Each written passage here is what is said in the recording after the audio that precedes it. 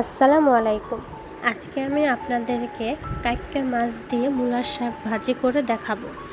এই মাছটাকে আপনারা কে কোন কোন নামে জানেন আমাকে অবশ্যই কমেন্টে জানাবেন।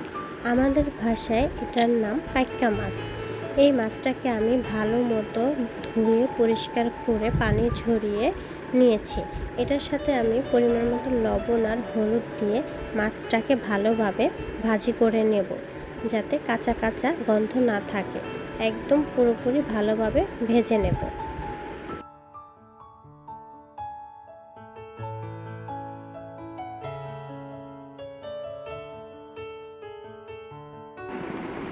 মাছগুলো ভালোভাবে ভাজা হয়ে গেলে আমি একটি বাটিতে উঠিয়ে নেব। একটি কড়াইতে পরিমাণ মতো তেল গরম করে তার সাথে পরিমাণ মতো পেঁয়াজ কুচি, রসুন কুচি আর কাঁচামরিচ কুচি দিয়ে দেব। এই সবগুলো উপকরণ আমি ভালোভাবে বাদামি কালার করে ভেজে নেব। আগে থেকে সিদ্ধ করে রাখা মূলার শাক আর মাছ ভাজিগুলো দিয়ে দেব। এই সব উপকরণ আমি একসাথে ভালোভাবে ভাজি করে নেব, যাতে একটু পানি না থাকে। আমার ভাজিটা হয়ে গেছে দেখেন। এখন আমি এটা পরিবেশনের জন্য একটি বাটিতে উঠিয়ে নেব।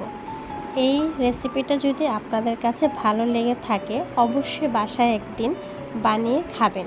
আর খেতে কেমন লাগলো আমাকে অবশ্যই কমেন্টে জানাবেন। ধন্যবাদ।